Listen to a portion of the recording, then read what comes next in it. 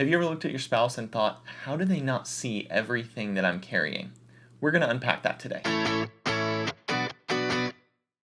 Thanks for coming back to the Marriage Puzzle Podcast. We are Thomas. And Julie. And today we're going to be unpacking what the invisible load is.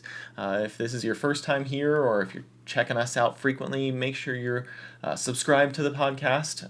Follow us on the podcast or YouTube, wherever you're at. Go check us out on all the social media channels listed down in the description. But let's unpack the invisible load. Well, we feel many couples don't argue because one person's doing nothing. Mm-hmm. I think they argue because one person feels unseen, or both. Both, and they don't talk about it.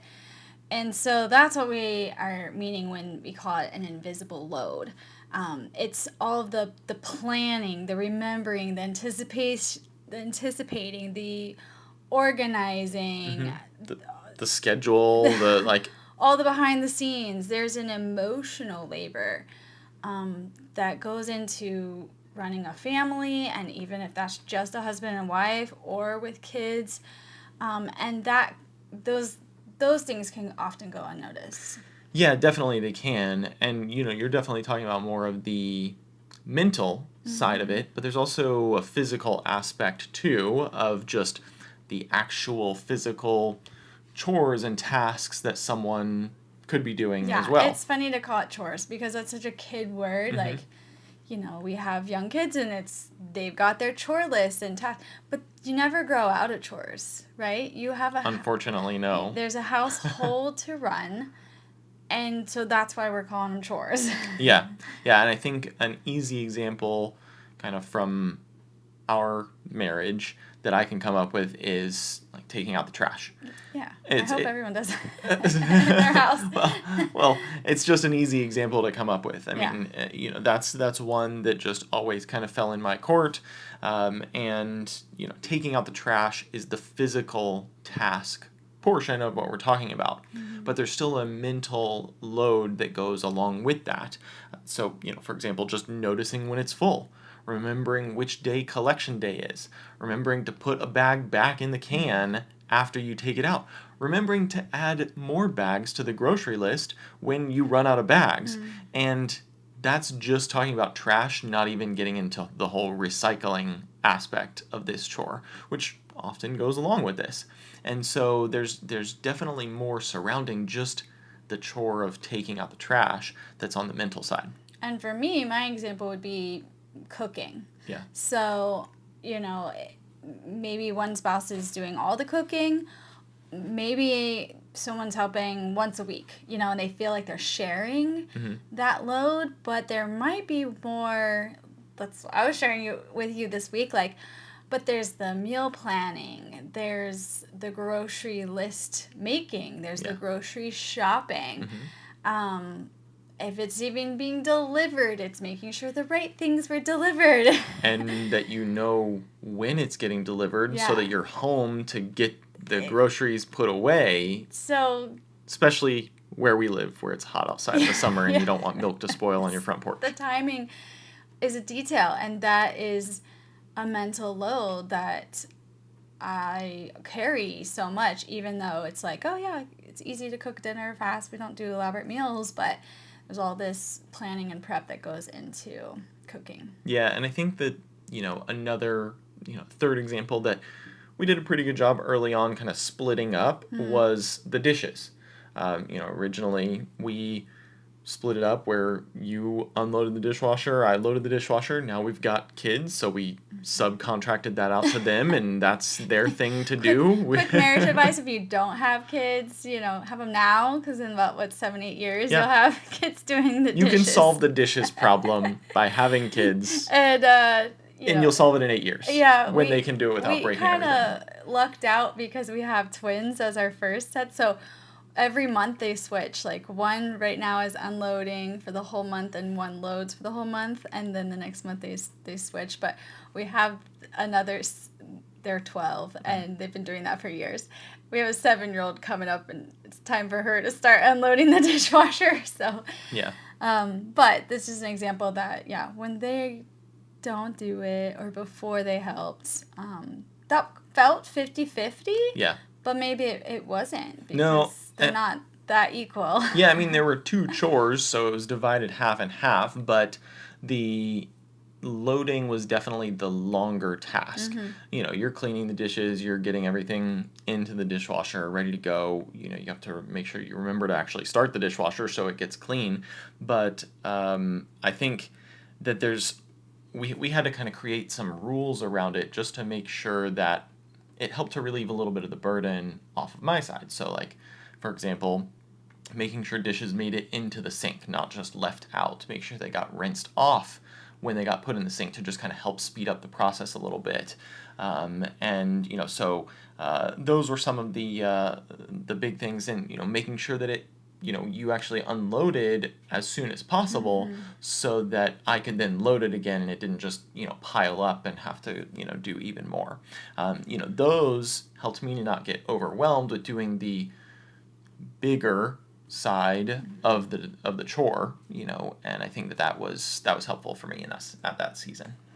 Yeah, I think our point is when we're talking about an invisible load and there's so much mental capacity that goes into doing the physical task, you need to discuss this with your spouse. And it's, again, sounds so childlike, but it is a huge marriage tip because have you sat down and discussed your chores, your tasks, the schedule, how you're running your household, and you're probably good at it and you're in that routine, but is it draining you? And what you could share with your spouse is which parts overwhelm you, and how can your spouse help you by doing those small tasks, like you said with even loading. There was like a little bit of help I could do. Yeah, exactly. And I think, you know, when you talk about the small tasks, like there are some things that, you know, you don't have to offload the whole task all the time, or the whole mental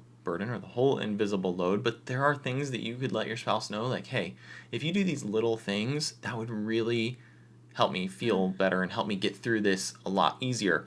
You know, another example could be, you know, if one of you drinks coffee in the morning. In our household, you're the only one who drinks coffee. Now, this is not, you know, a passive aggressive way for me to get, like, to be telling you what to do here. I'm just genuinely using this as an example. Okay. But, you know, for example, if, you know, your spouse drinks coffee with breakfast and then they just, you know, leave their coffee on the table and then head out the door for work or for wherever they're going, and that just, you know, is one more thing. You know, if I had to go and grab the cup from the table, it could be something as simple as being like, hey, could you, you know, do me a favor and put your coffee cup in the sink before you leave? Maybe even just rinse it out. That would be super helpful because it's just one more thing that I don't have to go find that dish or clean up after you or anything like that.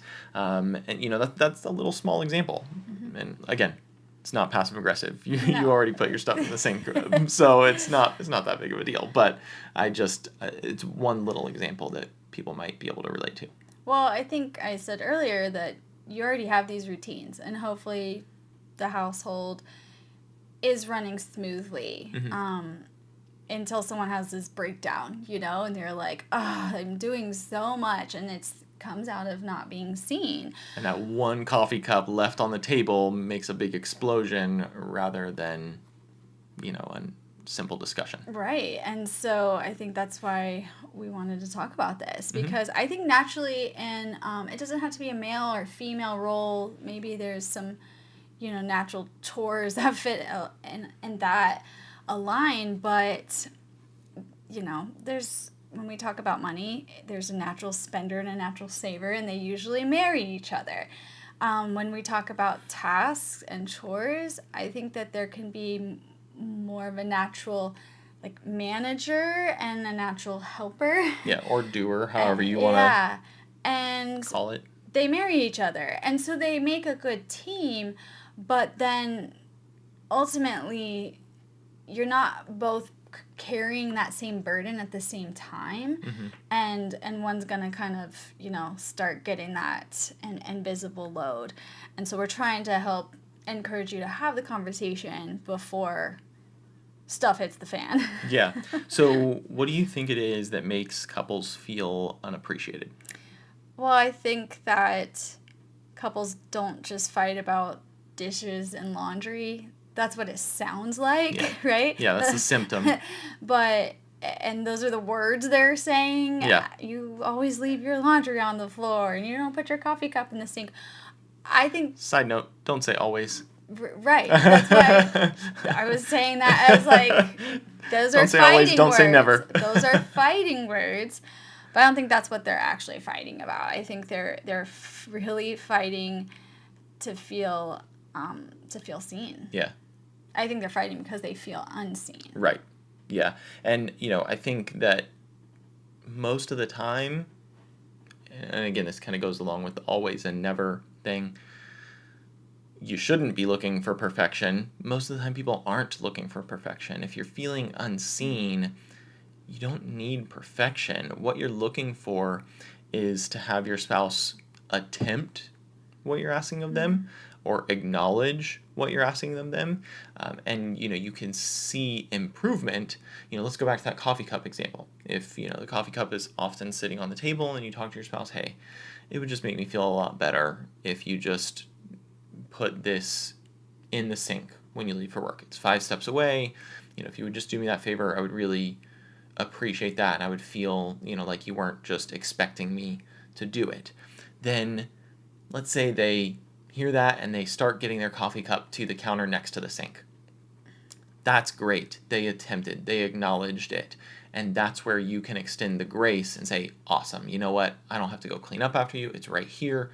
Cool. We'll call that one good. Mm-hmm. And I think that brings the two of you close together, in a compromise. I'm not saying to make a compromise when you talk to them about it and for them to negotiate and be like, well, how about I just put it on the counter? That's not what I'm saying. What I'm saying is they tried, they got close, maybe they didn't get exactly right what you were asking for, but that's okay. Mm-hmm. You can see that they attempted and they acknowledged what you were asking of them.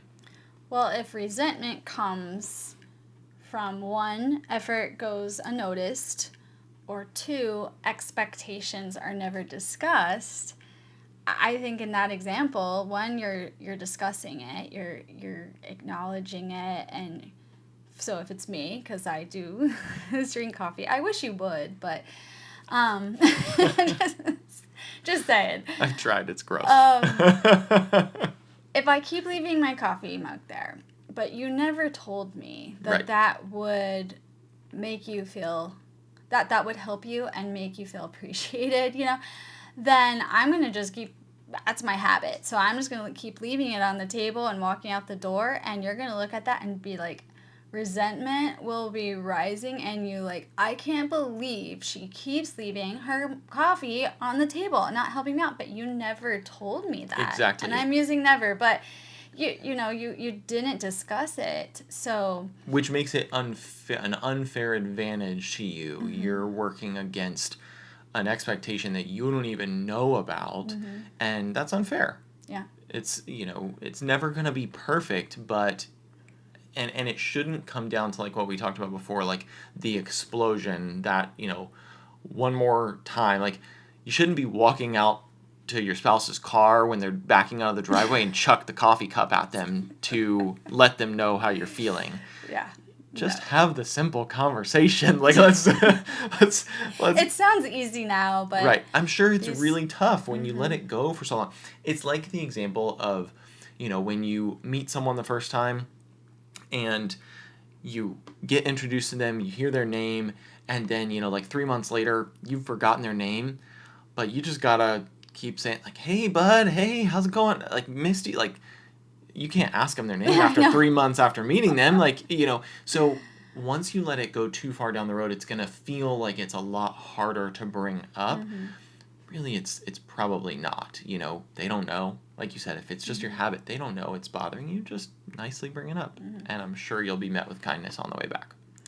And then another thing we see couples struggle with, especially when it comes to chores and the physical task and mental load, is keeping score. Yeah. So, they start tracking who did more or who worked harder, who sacrificed more. They have the little tally marks, or they start making up these stories in their head of, I'm better than them. And it's like, why? That comes from resentment. Yeah, but if you let resentment grow, it's going to turn into keeping score, which is then going to build more resentment. It's a vicious cycle. And it turns teammates into opponents. Yeah. So it's rather healthy marriages focus on partnership over comparison, understanding over winning, and serving over tallying. Yeah. Yeah. So I think ultimately what couples need to do is learn to create visibility around the invisible load. So if we can learn to create that visibility, and we'll give you a practical exercise here to help you out with that. I think the easy thing to do is just both of you sit down, have this conversation, and if it's hard to have this conversation, send this episode to your spouse and tell them to listen to like this part and say like, hey, I'd like to do this example this weekend. And what each of you do is write down all the things that you handle in a typical week. I would say lean more towards like the bigger load parts. Don't get too nitpicky on this, because it's not about tallying and winning. It's taking care of the household. So you said dishes, trash, the meal planning, cooking. It can be even driving the kids to school, or keeping their schedule on track, making their lunches, whatever. Because I think this is an exercise that they do separately. Yeah. A husband has their list, and a wife has their list, and then the goal is to bring it together and discuss, not tally and compete, but compare in a healthy discussion. Right. And I do think, I just want to say, add into this, and then we'll keep explaining the rest of this. If you're writing down your tasks, I do think it's absolutely fair if only one spouse works and the other stays home. I think it's absolutely fair to put, you're working 40 hours a week or whatever, like you're going to work. That's one of your things that you're doing to help keep the household going. If both of you work, then that can both go on there. You know that already. But if one of you is working 40 hours a week and the other is staying home, there's naturally going to be one list that's longer with chores at home than the other, because there's just not enough time. If you're out of the house working 40 plus hours per week, you're not going to be able to have as long of a list of things to do at home. So I just think it's important to take that into consideration. Again, not from a tallying perspective, but just to bring awareness to that. So let's continue with the exercise. So you're each going to write down what you do to keep the household running in a typical week. Then you're going to compare your lists with each other and talk through it. And, again, this is not meant to start a fight or anything like that. It's meant to just bring awareness. So you'll compare lists, and throughout that, you might even want to consider doing some extra credit and saying, hey, why don't we each switch a task for the week to just see what it's like to be in the other person's shoes. I'm not saying switch entire lists, because that would turn your whole household upside down more than likely, but switching one task, if one of you does do the full set of dishes, loading and unloading, and one of you does handle the trash, maybe that's the one you swap for a week and just see how the other person feels afterwards. That will bring some awareness and shed some light on the situation. I think the swapping comes after the discussion of 3 questions that, like you said, you can share this with your spouse, or you can write this down and text it to them. But 1, what feels heavy right now? 2, what can I take off your plate? And 3, what responsibilities need to be redistributed? Yeah. And I think that's where you can kind of have some fun of, well, I don't mind taking out the trash this week. Let me give that a try. Right. So just to recap that, write down your lists, compare lists, ask the 3 questions. What feels heavy right now? What can I take off your plate? And what responsibilities need to just be redistributed? And then if you decide to do that extra credit of swapping a task just to kind of see how it is, you can do that. It may not be necessary for you, but that's kind of the full exercise in a nutshell. Yeah, but please remember that balance doesn't always mean equal. So you're not looking to have 10 things and 10 things. To balance your list, that doesn't mean equal, just like you brought up with working 40 hours, 20 hours, whatever, that's part of it. And also different seasons require different contributions. That is our whole marriage of almost 2 decades.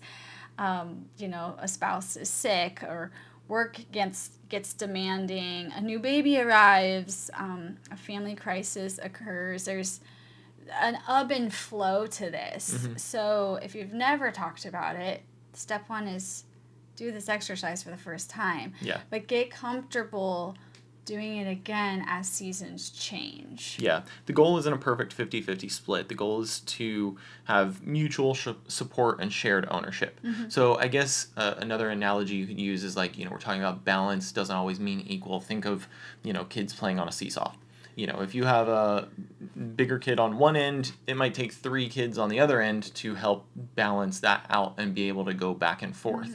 And so that's probably a very unsafe description, but I was going with it. That's how our daughter broke her wrist, know. I don't think seesaws are a thing anymore. But that's the example. And in certain seasons, that may change. You may things maybe have to get shifted around because other burdens come onto someone's plate, and things have to move off, and you have to rebalance to continue moving your household forward. Otherwise, things are going to get backed up, and things are going to slowly grind to a halt, and overwhelm is going to grow, and then resentment is going to grow because you're not having those discussions. You're not getting the help that you need because you didn't ask your spouse for the help or to rebalance. And if you've listened to the podcast over the last couple weeks, we've directly talked about the fact that we have a weekly check-in meeting, but we've also alluded to it in each episode since then. Make sure you kind of put that in. If that's something you need to talk about weekly, hey, I've got this really busy week coming up, could you handle this thing for me this week? Easy. That makes it so easy, especially if you have that natural check-in point coming up where you don't kind of have to feel like you're tiptoeing into this conversation or trying to spring it on your spouse. The first conversation is going to be the toughest, but if you get it on your schedule recurring, it's going to make it a lot easier to keep moving forward. And it's not about keeping score or winning, because the Bible in Galatians 6:2 says, carry each other's burdens. Yeah. And what better person to help out and help carry their burdens than the person you married? Yeah, exactly. So this week, you're going to go through that practical exercise, that practical example that we gave you. You're going to write down your stuff. You're going to have the conversation, and then you're going to ask those questions. But talk about what burden each of you is carrying right now, and how can you help carry those burdens together? Because if you've ever tried moving into a house, carrying a couch by yourself is hard, but when you have 2 people to lift it up, it makes it a lot easier. So just kind of keep something like that in mind. What can I do to help you carry that burden? And that's a pretty simple conversation to start off with. So try that this week. So if this episode helped you identify an invisible load in your marriage, comment the word seen down below wherever you're watching or listening. SEEN. Let us know that that helped you feel seen. We'd love to hear about that. So make sure you hit follow and subscribe, and share this episode with someone. Check us out on all social media channels. Go follow us there: Instagram, Facebook, TikTok, YouTube, Spotify, whatever podcast platform you're listening on. Subscribe so you always hear this marriage advice. Make sure you share it with someone so that they can get help too. And we'll see you back next time, where together we'll work on marriage one puzzle piece at a time.